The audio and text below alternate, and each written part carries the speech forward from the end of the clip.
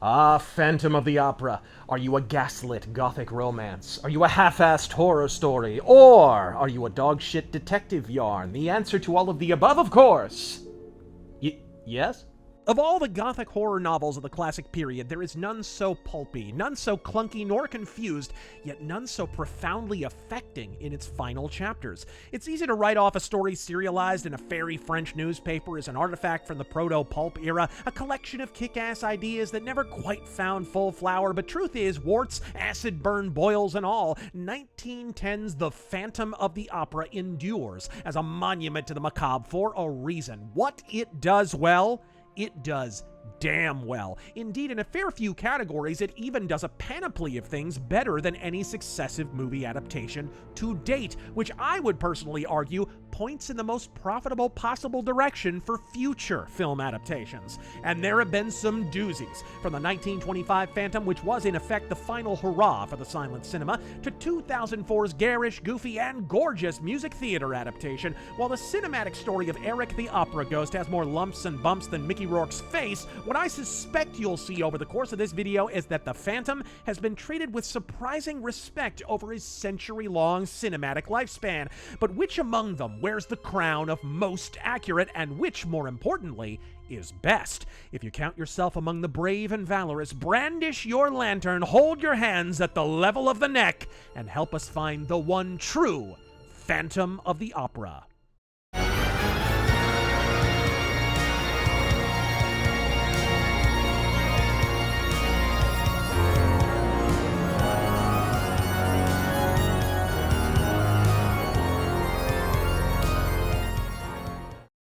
Journalist turned crime fiction pulpiteer Gaston Leroux's most popular piece, The Phantom of the Opera, is a hybrid of a half-dozen genres. Horror, high romance, mystery, period drama, farce. Hell, with its use of first-person perspective, it's even arguably a fictitious biopic at times. Its contemporary reviewers are almost gleeful to elucidate. The story isn't even vaguely perfect. Some segments of plot are repeated, dialogue aims for charming and whimsical, and lands closer to get to the damn point, you prick. But Leroux's expert sense of tension pervades each and every chapter. Just as one mystery, that of the Phantom's identity, is unfurled, two more take its place, so that even as you sympathize with the story of a sad genius banished to a basement dungeon by his butt ugliness, other unexplained phenomena sustain the unearthly atmosphere and cultivate an inescapable sense of supernatural peril. By the final chapters, as Raoul de Chauny and the Persians circumnavigate the dizzying labyrinth beneath the Paris Opera House, they're dazzled by the sound of a siren calling from the depths of a subterranean lake, a nebulous shade who stalks the cellars for unwary intruders, and a flaming skull known only as the Rat Catcher threatening to swallow our heroes in waves of roiling vermin. Only two of the three are ever explained, by the way. It's magic, it's mystifying, more importantly, it holds your interest. Indeed, I would argue its greatest flaw, that its cognizant casserole of incongruous genres, is simultaneously the source of the story's power. So today, we're going to rank each of the 9 major Phantom of the Opera films in one of 4 categories on my personal quartet of tism: horror, romance, swashbuckling, and atmosphere. Sadly, the first Phantom film is also more lost than Biden in a hall of mirrors. A German production whose nitrate negatives went up like Michael Jackson's hair in a Pepsi commercial many moons ago. The 1916 Phantom of the Opera film now exists solely as a cast list and a handful of newspaper adverts, which sucks for posterity, but fortunately, the second cinematic effort would be preserved despite the best efforts of the imbeciles and assholes at Universal Studios. And best of all, billing for the lead would go to the legendary Lon Chaney.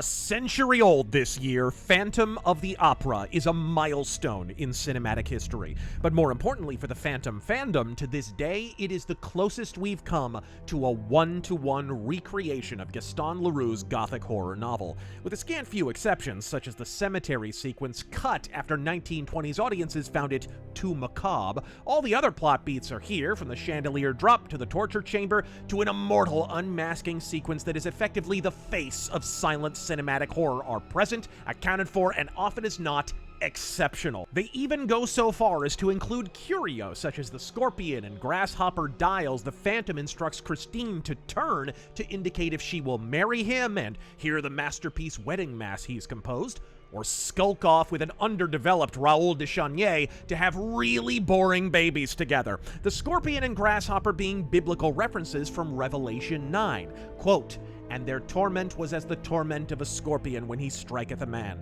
And the shapes of the locusts were like unto horses prepared unto battle, and on their heads were as it were crowns like gold, and their faces were as the faces of men." Unquote. Christine's decision between the Phantom and Raoul, the scorpion or the locust, the face of death or the face of man. Out of context, it's absurd. To moviegoers, merely quizzical. But the fact that the screenwriters understood the story and themes enough to argue for its inclusion is one of many reasons 1925's Phantom is an ageless classic a century later. Judging by the provided criteria, it excels at horror and atmosphere, while coming up short in the romance and action department. How bad was the romance? By the time a sound version was released in '29 and audiences heard Norman Carey's Raoul and Mary Philbin's Christine actually talk, their performances were so wooden they built a coffin out of them and buried their careers. The Phantom of the Opera, revolting, loathsome, hideous.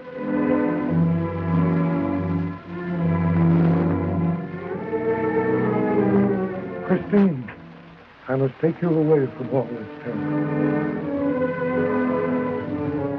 But some of the problem is with the script. Indeed, Phantom 25 is the first example of a depressing trend in Phantom of the Opera films: making Raoul boring. In the book, Raoul is no mere rival for the affections of Christine. He's unmistakably the male hero, and at least 70% of the pathos on the page belongs to him. He's a young man, a virgin in love for the first time, and the woman he fires his affections at from a fucking howitzer has the hots for a freak. He's hot-tempered, but noble, romantic, but insecure. In short, to the intended audience, he's one of the more relatable and human characters, and not one screen adaptation, beginning with this one, has done the dude justice to date.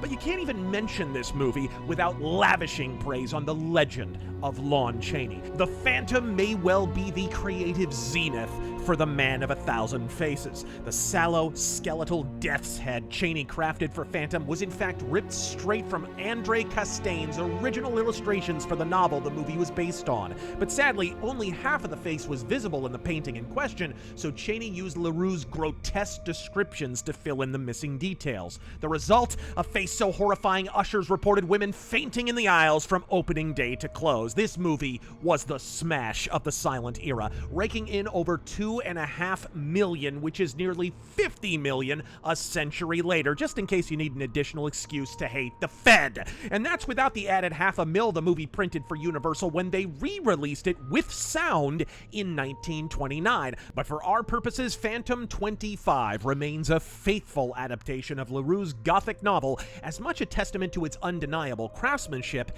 as the deficiencies of its follow-ups.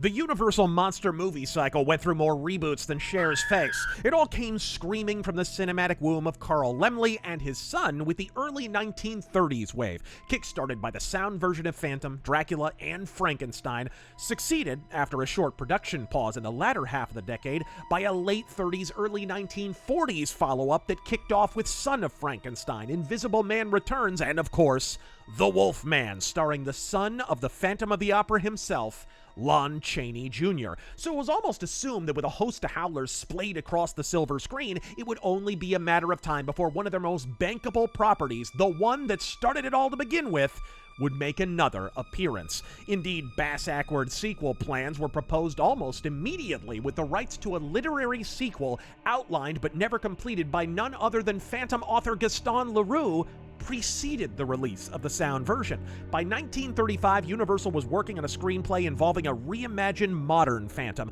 a veteran of World War I disfigured in combat, an origin that would become oddly appropriate when the Invisible Man himself, Claude Rains, was later cast as the Phantom. Undoubtedly one of the finest actors in horror history, Rains' defining feature was his unmistakable sandpaper purr of a voice, a vocal huskiness he, believe it or not, didn't pick up from a pack of smokes, but from exposure to mustard gas at the Battle of Vimy Ridge in the Great War, the very same attack that would render his right eye nearly blind, resulting in his ever-so-cockeyed stare. Picture Ryan Gosling, but with acting talent. The initial idea was to make the Phantom the father of Christine, a likely reaction by the screenwriters to the advanced age of many of the actors originally considered for the role. Notable names include Boris Karloff, Charles Laughton, and even the Joker himself, Cesar Romero.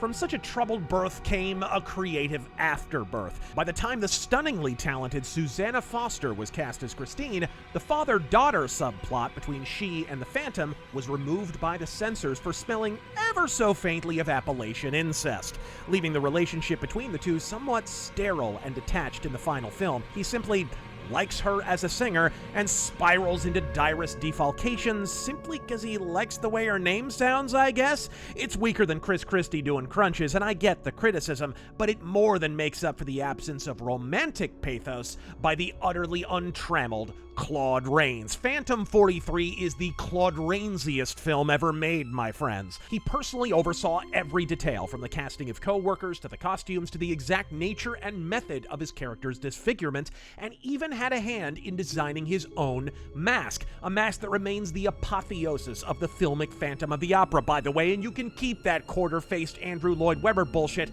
well away from the Phantom, please and thank you. Not even the most hand sanitizer-bathing basket case on planet Earth would wear only 1/4 of a mask, my dude. That shit wouldn't cover a really bad zit, and you know it. The horror in this movie is non-existent. The romance is played for laughs, with the love triangle of Christine, the Phantom, and Raoul inexplicably replaced by Christine, Raoul, and Anatole, a made-up stage singer seen nowhere in the book or any other film to this point. The scenes of the three are funny in a Technicolor 40s film musical sort of way, but with so little stakes, it's almost a relief when at the end, Christine chooses to go steady with music itself, which, in a weird way, is the closest we'll ever come to the Phantom actually getting the girl. And yet, despite the multifarious flaws, Phantom 43 remains my favorite film in this series. What it lacks in horror, it makes up in opulence. Its downright dearth of romance is offset by some sensational swashbuckling sequences high in the catwalks above the opera house stage, and its nail-bitingly tense chandelier drop sequence remains to this day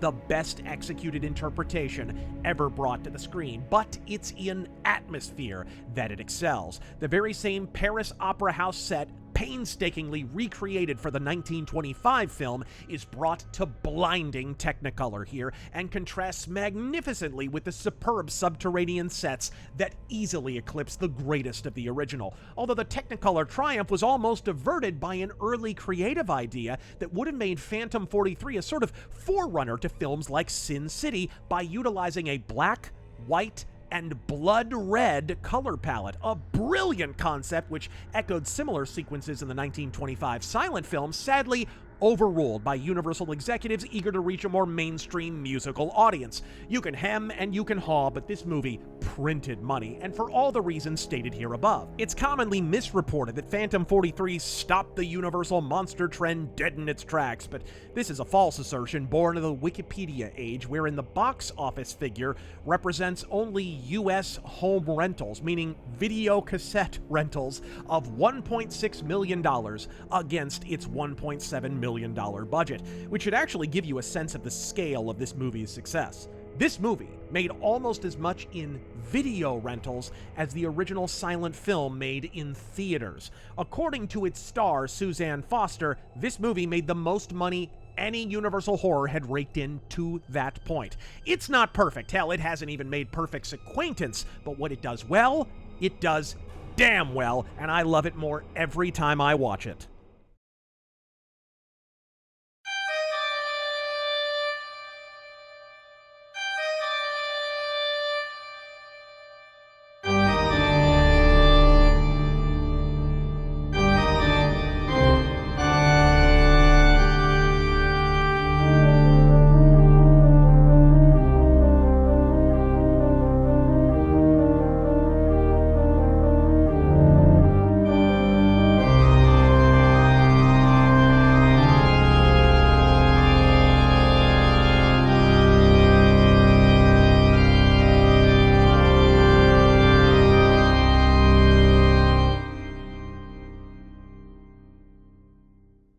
By the time Universal's second cycle of horror came crashing down in the late 40s, the studio's fortunes were floundering. The failed Phantom follow-up, The Climax, ended in disaster. The Creature from the Black Lagoon carried the 50s, but by then they were on their second buyout in as many decades. So as sci-fi and horror entered the atomic age, it was decided Universal would leave the gaslight and gore to another movie house, and then the embattled Hammer Studios of the UK came a-callin'. Curse of Frankenstein, Dracula 58, a reimagined Mummy. If you were a property Universal wouldn't piss on, Hammer had you covered. In Peter Cushing, Cleavage, and Christopher fucking Lee in most cases. Yet curiously, when it came time to give us a fresh Phantom, Hammer horror zigged hard when everyone else expected them to zag. In lieu of boobs and blood, a surprisingly lavish, lovingly crafted, even classy rendition of the familiar Phantom yarn. In lieu of Christopher Lee and Peter Cushing, an all-new cast, albeit with a fair few Hammer alumni, such as the best Batman butler there will ever be, Michael Gough. Christopher Lee was actually interested in playing the Phantom, as he'd reportedly been considered for other prior adaptations, but Hammer wouldn't let him doff the Dracula cape long enough to do a damn thing else, and so a very strange choice emerged. Cary Grant, long desiring to stretch himself by playing a movie monster, personally lobbied for the part of the Phantom, before being overruled by his own agent, and so the role went, for the first time ever, to a novel-appropriate Austrian Herbert Lom. In the book, the Phantom, while confirmed later to be French-born, is named Eric, suggestive of Germanic or Scandinavian ancestry, best known to fans of the film noircades as one of the murderous henchmen from the classic film Night and the City. From makeup to mask, the intent was to portray a man not composing his wedding mass a la Don Juan Triumphant, but writing his own requiem. The rot and moldering decay already evident on the flesh of his hands, the Phantom is a broken man, half in his grave, longing only to hear true beauty before he expires. His largely pantomime performance is pitch perfect. Every gesture, every turn. Herbert Lom says more with a full face mask, minimal dialogue, and only one eye exposed than some Phantom actors achieve with no mask and monologues out the asshole. Phantom 63 is as close as Hammer ever came to classy, which might also be why it bombed like a paper house in Hiroshima. The romance is subpar, if a mild step up from the 43 film, but the Phantom is once again a sexless loser who simply wants to hear a hot chick sing, leaving the Casanova interludes to the movie's answer to Raoul, Edward D'Souza. Also, like many Phantom films, it hasn't a second of swashbuckling to speak of, but it does have one element the 43 film habitually lacked, and that is some actual horror. From the moment Christine is ambushed by the hunchbacked Ratcatcher, a character cribbed from the novel, believe it or not, and hauled to the Phantom's sewer lair to peals of pipe organ, blasting Bach's toccata and fugue in D minor, it is everything anyone could possibly want in a Gothic horror.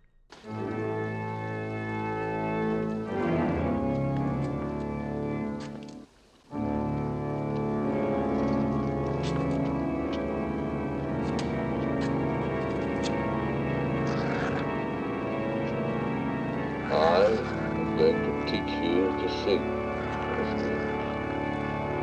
I'm going to give you a new voice. A voice so wonderful that theaters all over the world will be filled with your admirers. You will be the greatest star the opera has ever known. Indeed, though it was featured in Fantasia, 20,000 Leagues Under the Sea, and Sunset Boulevard, this would be the very first film to associate the Bach piece in question with Victorian horror. This movie may have bombed, but it's one influential flop. From the acid disfigurement to the master-apprentice relationship between Christine and the Phantom, much of the story is influenced by the 43 film, but the execution and cast elevates it all above not only Hammer's standard output, but the vast majority of horror at large. It's not my favorite, but there are Phantom fans who swear by this film, and I won't waste a single oxygen molecule attempting to gainsay them. Maybe Hammer Horror's absolute best.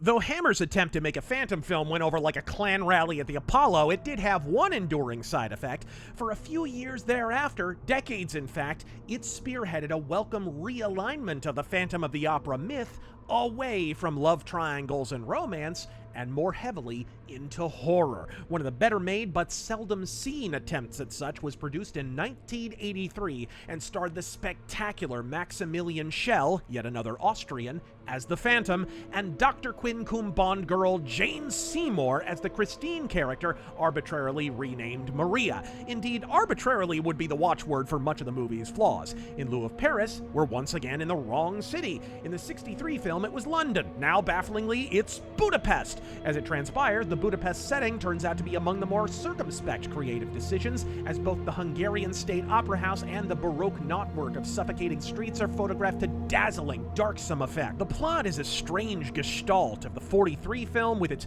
mad composer and acid burn origin story, and strangely enough, the concept of reincarnation, which would recur in later TV movie attempts, not all of which it pulls off. But what it does pull off, it does with a flourish. No other Phantom film is so somber, so hypnotic, or so horrifying as this out-of-nowhere TV movie from the early 80s. It's dark, it's different, and about as faithful as Jada Pinkett at Chippendales, but it has a uniquely Byzantine horror spirit that no other Phantom can boast, and on balance, remains the only book-accurate depiction of the Phantom's unmasked face since the Lon Chaney classic. If you like a little more horror in your horror, this one is definitely worth a watch.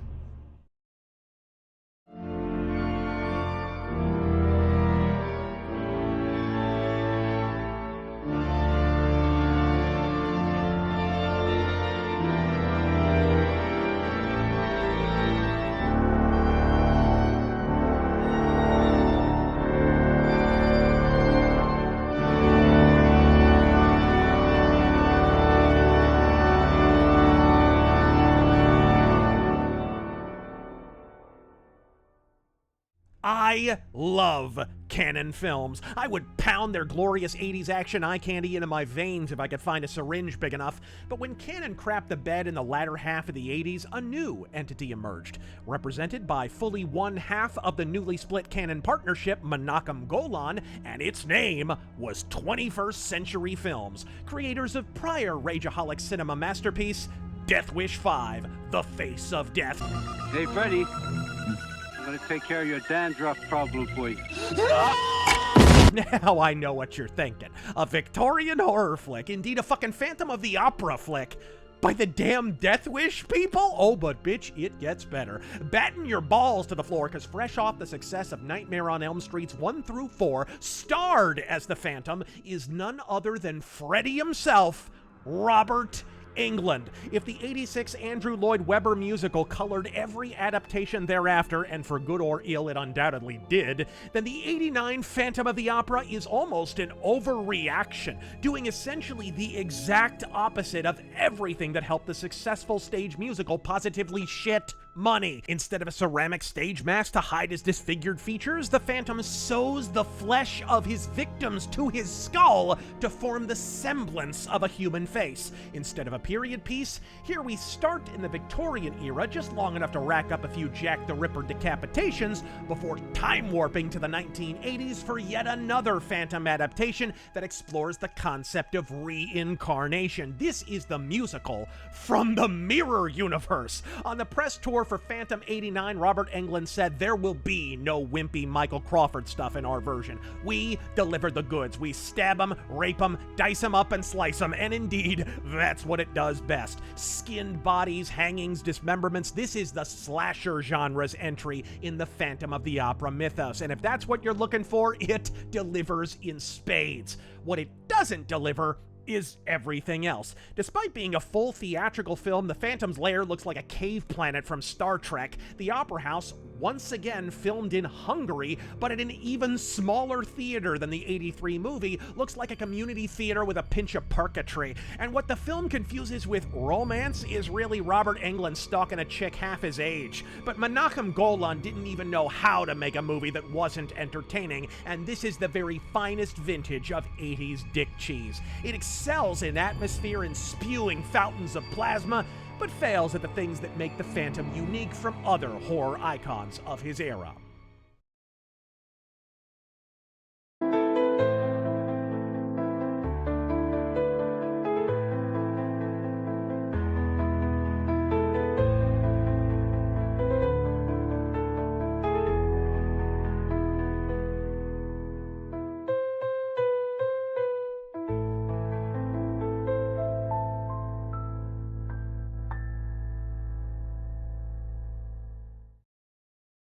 Made-for-TV movies and horror go together like a lit match and nitroglycerin. Langoliers, anyone? Yet The Phantom has been surprisingly well treated by television. The '83 film, as I've already said, is a flawed but fascinating reimagining. Even an '80s cartoon film version was surprisingly faithful and remains the only adaptation to add the key character of the Persian to the proceedings. But what if I told you one of the best written, best acted, staged, filmed, and cast creations in the Phantom of the Opera's oeuvre was a two-part TV miniseries from 1990? And what if I told you, to this day, it remains the only Phantom of the Opera to be filmed on location at the Paris Opera House.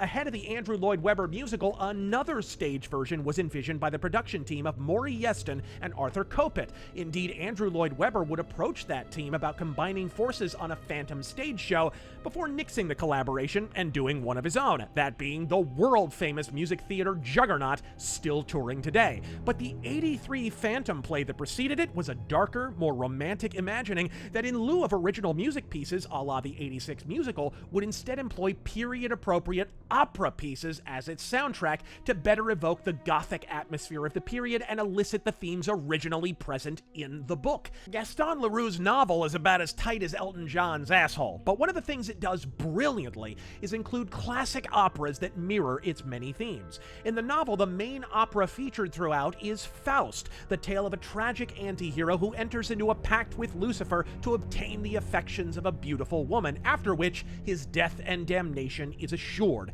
The entire tale of the Phantom of the Opera echoes this German folk tale turned opera, and the Phantom's own name, Eric, echoes the story's Germanic origins. Yet for some reason, almost no one ever includes the operas referred to in the original story, even though they are inextricable to the plot. No, instead we get completely original compositions based on Tchaikovsky, as in the '43 film, an imaginary opera about Joan of Arc, as in the Hammer horror rendition, or most popularly of all, completely plot-irrelevant Andrew Lloyd Webber theater fairy music. I'm only teasing, I love the musical too. Charles Dance, yes, that Charles Dance, plays a pitch-perfect, if poncy, Phantom of the Opera. Burt Lancaster's original character is an amalgam of several from the book, from the Persian to Madame Giry to the original theater manager, but he plays it with patriarchal charm and classes up the joint nicely, while the stunningly beautiful Terry Polo, a woman I had a crush on before I knew what a crush was,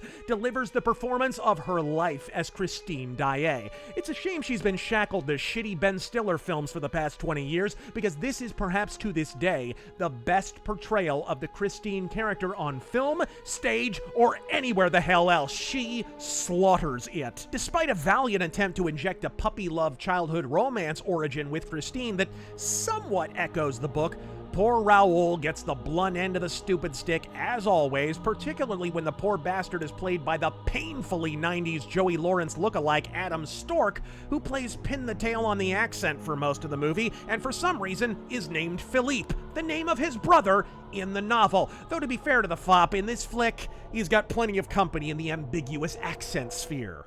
If this is a joke, it isn't funny. This is poison, not soup. You're drinking it because you want to kill yourself. Then I'll go down in the vaults after her myself.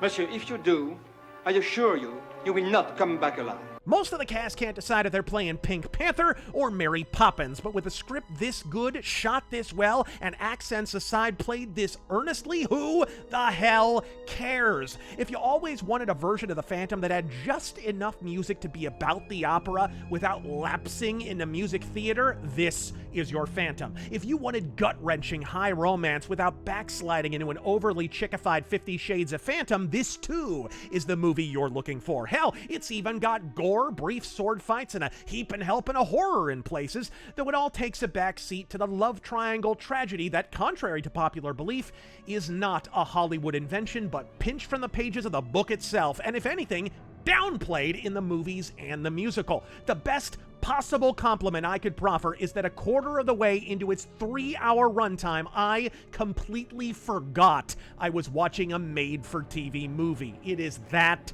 damn good.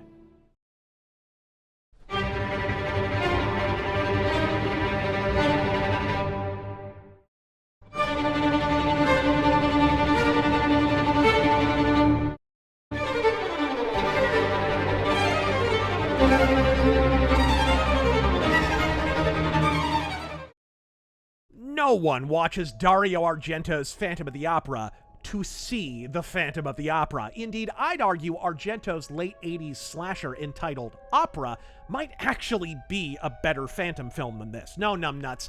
You watch the 98 Phantom film if you can't get too enough of Tommy Wiseau's The Room, Monos, The Hands of Fate, Plan 9 for Outer Space. In short, if you nourish an undying desire for magnificent, unremittingly entertaining trash. Dario Argento, much like myself, was enraptured by the 43 Phantom of the Opera as a child, if not exactly scared, and it ignited a lifelong obsession with the horror genre thereafter. Rimasi impressionato da questo film, rimasi molto colpito, tanto che l'indomani che lo facevano ancora pregai mia nonna di riportarmici e andai a rivederlo, e quindi diciamo che fu il primo film horror che ho visto nella mia vita e qualcosa mi ha toccato. Which is why it's hilarious that after reading the book and repeatedly rewatching the movies, Argento essentially inverted the entire Phantom myth.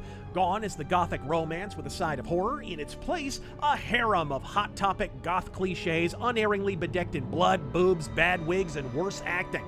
Not of the principal players, though. As a virtual camera negative of every prior portrayal of the character, Asia Argento as Christine is intended to be a tortured Electra-like headcase, and she pulls that off with aplomb, while Julian Sands as the Phantom, who we sadly lost recently in a freak hiking accident, is entirely too good for this movie. Indeed, one of the few things that sorta kinda works is the infamous decision to demask the Phantom throughout. And while it courted complaints from almost everyone who watched it at the time, if you watch it with your thinking cap firmly affixed, you can sorta see what he was going for here. After decades of disfigured freaks with a heart of gold, Dario Argento has upended the ever more 4-effete phantom of Andrew Lloyd Webber and the like. Instead of an ugly character whose heart is redeemable, we have a handsome character whose soul is a sulfurous pit, an obsessive underground dwelling agoraphobe who's more than a bit rapey with Christine, who in his off hours likes to light some candles, kick back with a book, and bone some rats.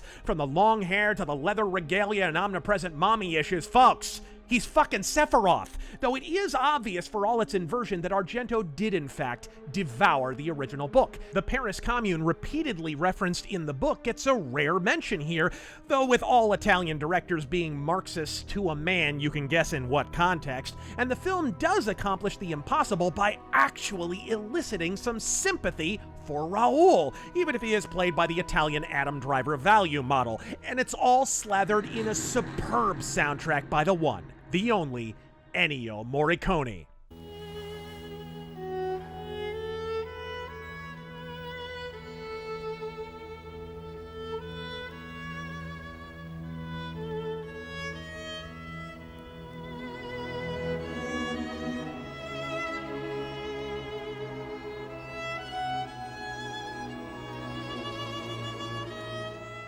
This movie may be trash, but it isn't a waste. Indeed, Joel Schumacher would cite it as a stylistic reference point when he made his own Phantom film in 2004. Phantom 98 is subtle as a carpet bombing. This movie don't imply a damn thing. If there's a sex scene, it shows it. If there's a murder, you'll see every tendon torn from the bone. This movie is basically what happens when Dario Argento watches the '89 movie with Robert Englund and says, nah, too classy. It's an awful Phantom film, but you'd be hard-pressed to find a better bad film.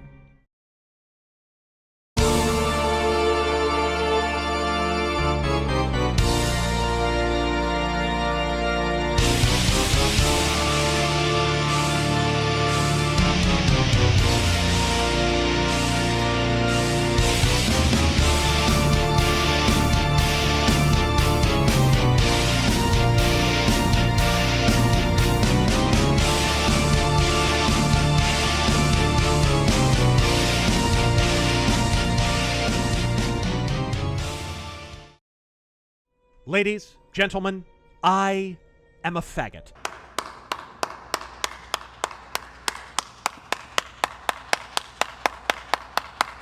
Or at least that's what I've been assured I must be if I enjoyed this movie, which I did, and I do, and I double dog goddamn do. Is it stupid? No. The WWE writer's room is stupid. This screenplay is a short bus ride with musical numbers. At least in its filmic incarnation it is. The original musical is admittedly a classic, and in theory, that's precisely what is being filmed here. But hey, in theory, Al Gore told us Mount Kilimanjaro wouldn't have snow on it by 2015. In practice, it's whiter than a Portland BLM protest. Look, I can theorize anything. For example, in theory, after months of music lessons, Gerard Butler should be able to sing. In practice, you will curse the day you did not do all that the better must have you.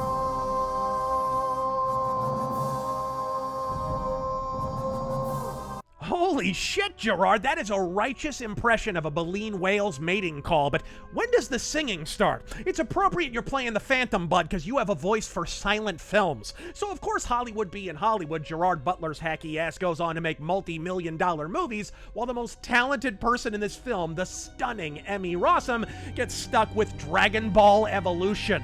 Ouch! Don't mistake me for a flag-waving member of the anti-Joel Schumacher Society. I'll always appreciate him for what he tried to do with The Wiz, and hey, Lost Boys and Batman Forever were a hell of a lot of fun, but here, there's just something stagey and low-rent about the entire affair. When a TV film from 1990 looks more lush and extravagant than your tentpole picture from fucking Warner Brothers, maybe time to spend some scratch on the actual opera house and buy a script that wasn't written in crayon. Now, I know what you're saying. I thought you loved this movie. But my friends, you forget. I'm German. We only shit on the things we love. Look, I admit it. With a Phantom who's more like Ed Cullen than Ed Gein and facial disfigurement that looks more like a severe peanut allergy, this movie's about as horrifying as a dozen daffodils. Indeed, in terms of its horror elements, this film's actually even softer than the Broadway musical it's based on, where without the mask, the Phantom's fucking Two-Face. In the movie, he's got a light rash. Quit boo-hooing and buy some Gold Bond, bitch. Christine will be clamoring for your cock quicker than you can say shallow whore. But it compensates for these deficiencies with a lush Victorian Gothic aesthetic, sumptuous soundtrack, set design and wardrobe, a cringeworthy but binge-worthy high romance love triangle, and for the first time in series history, a full-on puffy shirt and spats sword fight, something both the novel and all adaptations, with the exception of the 1990 film, conspicuously and sorely lacked. Phantom of the Opera 86 might be the best Broadway musical ever made, and while the movie never soars quite so high, particularly when Gerard Butler's singing voice is flatter than the Utah Badlands, it steers into its stylistic strengths and delivers a damn fine film, regardless, and one that'll be tough for the already announced reboot to top. Please God, make it stop, make it stop, make it stop, make it stop. Well, we've rated the movies in atmosphere, action, horror, and romance, but which is the closest to the book, and which is the bottom line best movie?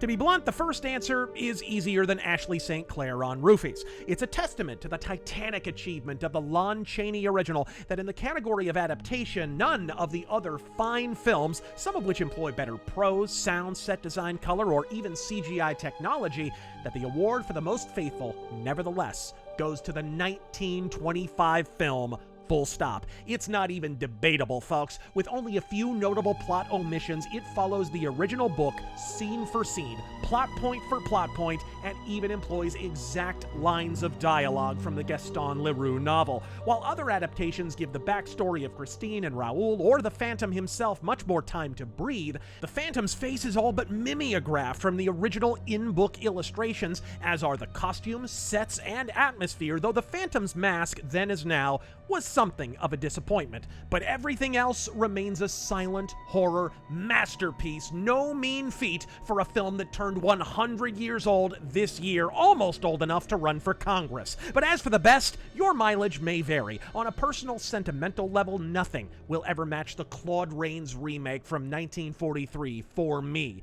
But as an all-encompassing Phantom experience, one that invokes the lamplight gloom, sweeping romance, and occasional horror of the Phantom myth, I dare say the NBC TV movie from 1990 stands unopposed as the strongest all-around translation to date. It has the music without becoming a musical. It has the opera without becoming a soap opera, and it has the horror without backsliding into slasher territory. And if you've never done so, sack up and see it. I guarantee you will be surprised at the majesty of a movie made for primetime TV in the early 90s. That does it for this Phantom retrospective. Until next Halloween, RazörForce, don't get captured.